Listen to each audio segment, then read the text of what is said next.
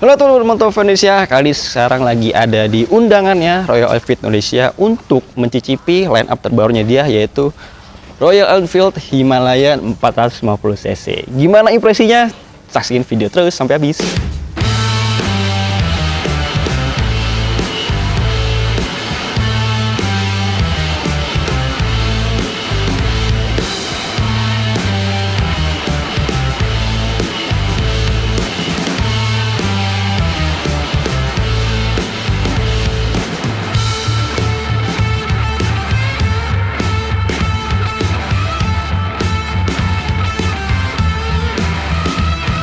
Nah, secara tampilan sebenarnya Royal Enfield Himalayan ini masih mirip lah ya. Khasnya itu adventure tapi klasik. Bisa kita lihat dari penggunaan lampu utamanya yang masih bulat.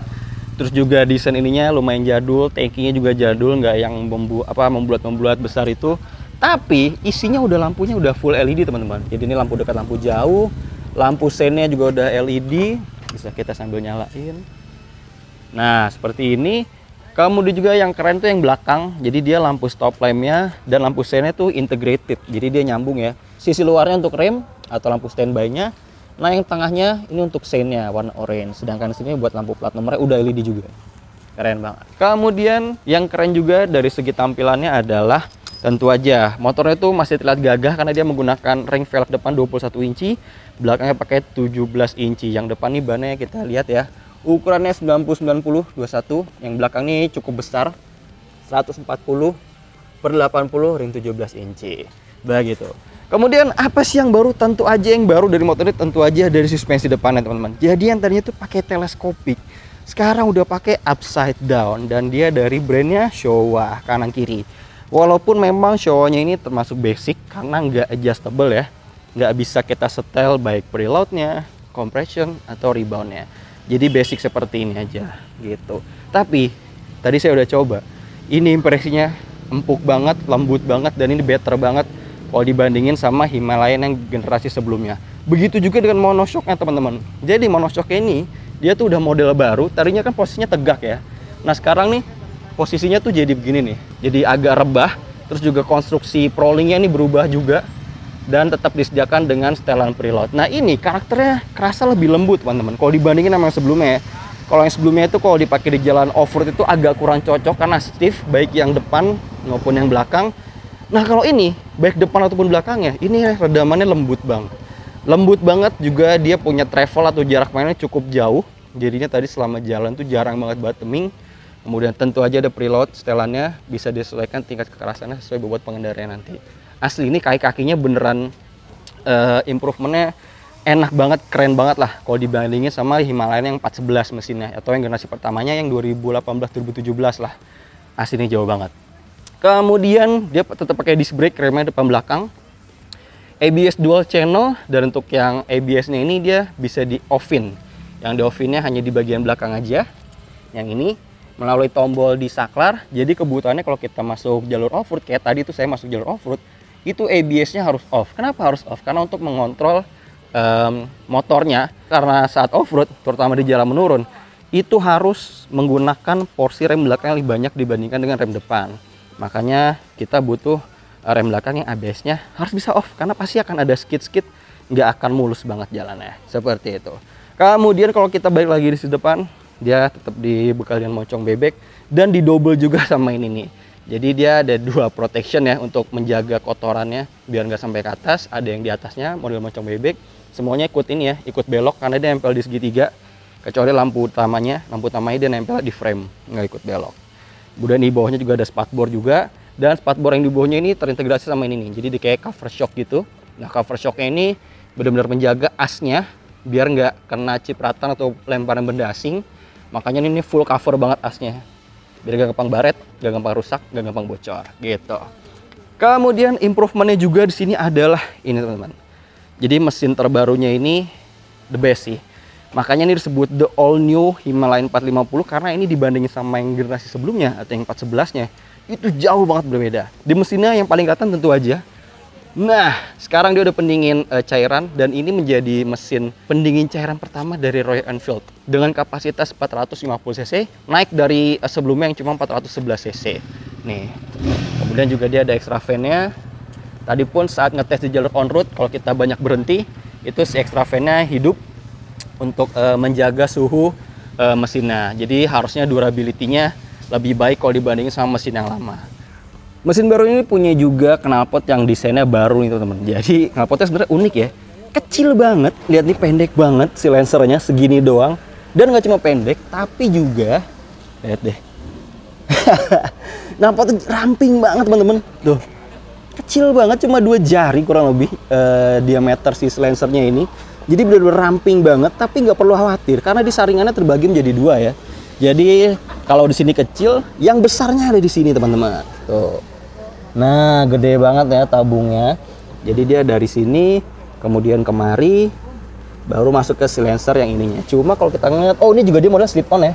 Jadi bisa bongkar pasang nih, ujung mufflernya ini bisa gonta-ganti aftermarket. Dan tetap lolos standar uji emisi yang terbaru. Keren banget deh.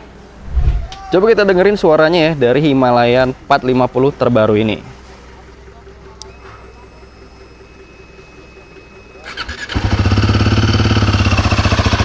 Ini suara mesinnya, suara knalpotnya.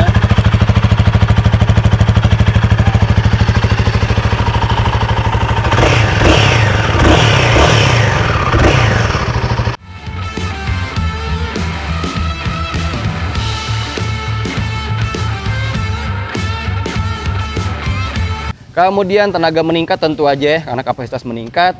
Terus juga, oh dia 6 percepatan teman-teman. 6 percepatan. Kalau dari yang sebelumnya tuh cuma 5 percepatan, sekarang 6 percepatan. Efeknya apa? Karena 6 percepatan, jadinya tuh ratio giginya tuh lebih rapet-rapet ya. Jadinya tuh yang tadinya mesinnya kerasa belet karena nafasnya kepanjangan, nah sekarang tuh bisa kerasa lebih responsif. Karena dia 6 percepatan, ratio antar giginya kerasa lebih pendek. Dan di sininya nih, dari koplingnya, ini ada slipper clutch-nya teman-teman. Jadi tadi saat deselerasi, saat engine brake, itu roda belakang nggak sampai mengunci, artinya momen deselerasi itu bisa lebih mulus tanpa khawatir roda belakang tergelincir atau mengunci saat memasuki tikungan atau saat turun di jalur yang cukup terjal gitu. Terus juga efeknya nih koplingnya jadi empuk, nggak keras-keras banget, kopling empuk. Kemudian 6 percepatan tadi ya, injeksi pasti tentu aja sama kayak sebelumnya. Kemudian oh dia ada 2 riding mode teman-teman. Dia udah throttle by wire, jadi udah nggak pakai kabel seling konvensional, udah pakai elektrik. Jadinya dia bisa pakai riding mode-nya ada 2. Kalau kita ngeliat sini, nah ini riding mode-nya jadi ada 4. Ada performance, ABS on, ABS off. Ada eco, ABS on, ABS off. Ini yang pertama, performance ABS on, performance ABS off, eco ABS on, eco ABS off. Semua aturan dari sini. Cuma untuk menggantinya ini nih harus dalam kondisi tutup gas full. Jadi kalau sambil riding itu nggak bisa flying atau nggak bisa sambil jalan. Jadi benar-benar kita harus backup kopling dulu, tutup gas, ganti selama beberapa detik dia terganti, baru akan bisa ganti riding mode-nya. Kalau nggak gitu pasti bakal ada notifikasi di sini kayak di video yang kalian lihat. Makanya momentumnya harus bener ya saat mengganti si riding mode-nya ini. Dan dia ada performance sama eco. Di eco dulu ya. Kalau di eco ini bener-bener impresinya smooth banget, kerasa delay, bukan gasnya ini nih, kerasa delay banget. Jadi mungkin cocok buat kalian yang kalau lagi mau jalan santai, lagi boncengan gitu ya, nggak mau ugal-ugalan, lebih nyaman bisa pakai yang eco. Nah kalau butuh yang lebih satset, tinggal ganti ke yang performance. Mana dia? Nah ini dia. Yang performance ini bener-bener ngerubah karakter mesinnya si Himalayan 450 banget. Jadi yang tadinya agak lemot, agak smooth, bukannya delay. Nah, ketika pakai ini, kerasa lebih responsif lagi, teman-teman. Kerasa makin responsif ketika mencapai di putaran 4.500 sampai 5.000 lah. Ini di sekitar sini. Torsinya tuh tiba-tiba langsung meledak dengan limiter yang nggak terlalu tinggi. Jadi tadi kurang lebih mungkin di 8.000 atau di 8.500 lah, di sekitar itu aja limiternya. Gitu. Karena emang dia long stroke, jadi limiternya emang nggak tinggi-tinggi banget. Kemudian ini joknya. Joknya ini bisa disetel, ada 2 setelan ketinggian, ditambah ada 1 aksesoris untuk low down seatnya kalau kalian masih kerasa ketinggian banget gitu. Lalu ini ada pannier, side pannier atau rear pannier. Ini itu aksesoris, jadi kalian nggak akan dapat ini langsung. Jadi ini opsional. Ada juga opsional buat di top boxnya atau center boxnya. dan juga ada aksesoris buat sini, windscreen, dan beberapa aksesoris tambahan lainnya. Seperti itu. Kemudian kalau dari segi handling, ya motor ini emang khas banget lah. Rangkanya tuh rigid. Emang kalau dari segi bobot emang kerasa agak berat ya, apalagi penambahan radiator pasti bobotnya agak sedikit nambah. Ditambah lagi ada ini nih, tangki bensin. Sebenarnya ini pro kontra sih. Jadi kapasitasnya itu 17 liter kalau nggak salah ya. Bisa koreksi nanti di bawah sini. Nah, sisi pro-nya tentu aja untuk adventure, untuk touring, untuk jalan jauh, kalian nggak khawatir kehabisan bensin karena diisi penuh, jalannya bisa lebih jauh dibandingkan kapasitas tangki yang lebih kecil. Kontranya adalah ketika isi penuh tentu aja bobotnya pasti akan lebih berat ya kalau dibandingin sama yang generasi sebelumnya atau sama motor lain yang tangkinya lebih kecil. Jadi plus minus lah. Jadi ada sisi lain, ada untungnya, kemudian juga ada yang kurang enaknya lah. Kemudian crash bar ini juga opsional nih kalau nggak salah. Kemudian untuk melengkapi kebutuhan touring kalian, tenang aja, Royal Enfield udah ngasih ini nih, colokan USB Type C teman-teman di bawah stang gini. Terus kalau kita lihat di sini daya berapa nih? 5 volt 2 ampere dengan model colokan Type C kecil. Cuma ya kalian mungkin harus tambah bracket phone holder di sini atau pakai tas kecil ya buat nyimpan HP-nya yang lagi di charge. Kemudian kalau saklar-saklarnya seperti ini tombol home speedometer. Mana ya? Aduh. Nah, tombol home speedometer.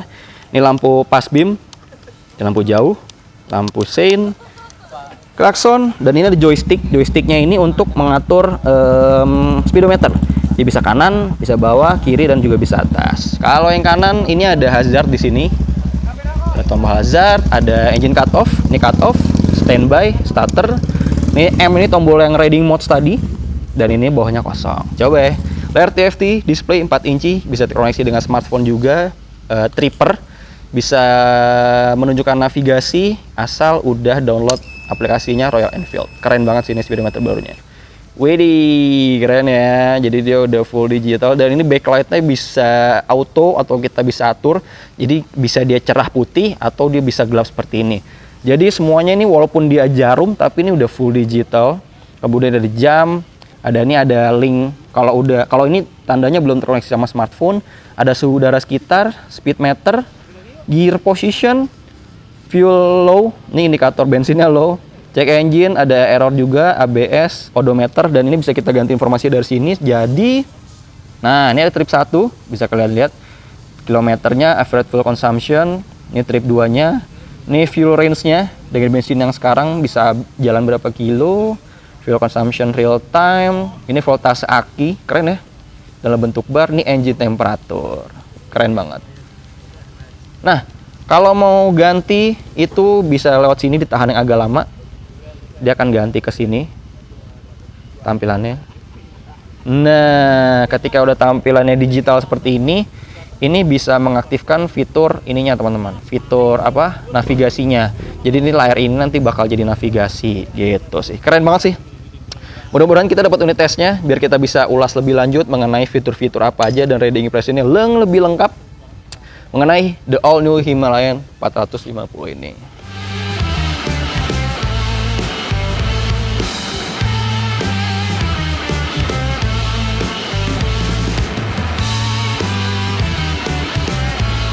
Terus bagaimana posisi berkendara dari the all new Himalayan 450 ini? Mari kita coba.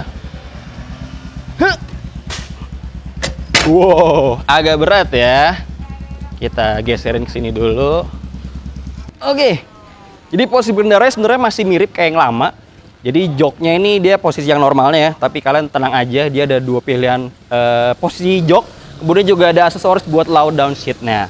Lalu di sini stang pipanya cukup tinggi dan cukup lebar seperti ini. Jadinya bisa bikin lengan kita tuh lebih sigap buat mengendalikan motornya atau saat berbelok ya, terutama belok yang patah. Gitu. Jadinya pundaknya kerasa tegap, lengannya santai, jadinya nggak pegel-pegel banget. Nah, buat footstep nih, sebenarnya ini mirip kayak yang lama dan kurang nyaman kalau menurut saya. Karena apa? Posisi footstepnya tuh kurang maju ya teman-teman. Jadinya karena dia agak di belakang, hampir sejajar sama tempat duduk pengendaranya. Jadi di sini tuh lumayan nekuk dan juga di pergelangan kaki lumayan nekuk. Jadi kalau buat berkendara lama rasanya akan sedikit lebih pegal. Andai aja posisi footstepnya mungkin agak lebih maju gini, pasti kaki akan lebih nyaman buat berkendara sama Himalayan ini. Kemudian tankinya 17 liter, gede banget. Tapi nggak perlu khawatir karena tepat di sini nih, di bagian paha itu dia meramping. Jadinya kakinya tuh nggak sampai membuka lebar-lebar banget gitu. Terus juga suspensinya lembut banget, redamannya panjang juga. Ini enak banget sih.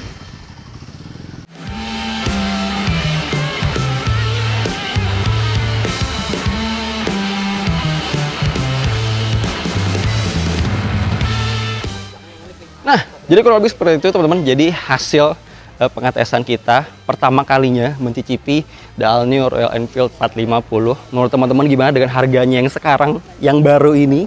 Tapi juga dengan penambahan fitur baru, kemudian juga kelengkapan lainnya, speedometer digital, TFT display, lampu-lampu full LED, suspensi baru depan belakang. Menurut teman-teman gimana? Jangan lupa komentar di bawah, kira-kira cocok nggak sih buat kalian Pinang dan buat adventure di jalur Indonesia yang beragam. Kalau gitu makasih udah nonton. Jangan lupa di like, di komen, di subscribe channel Motovun Indonesia. Jangan lupa juga baca-baca berita terkini di autofun.co tadi. Ada juga mampir di Motovun Indonesia di TikToknya. Kalau gitu sampai jumpa di video selanjutnya.